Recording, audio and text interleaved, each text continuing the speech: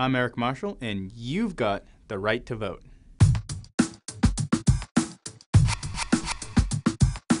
There's been a lot of attempts and efforts to restrict the ability of responsible eligible Americans to vote. We've seen instances of intimidation and deceptive practices, and unfortunately in states across the country. They take many forms, whether it's these deceptive phone calls that we've heard about lately, calls in states like Florida and Virginia telling voters that you can vote over the phone. And it's wrong. You cannot vote over the phone anywhere in this country. These kind of tactics are reprehensible and quite frankly don't have a place in this democracy. And so that's why it's vital that voters really fully understand their rights.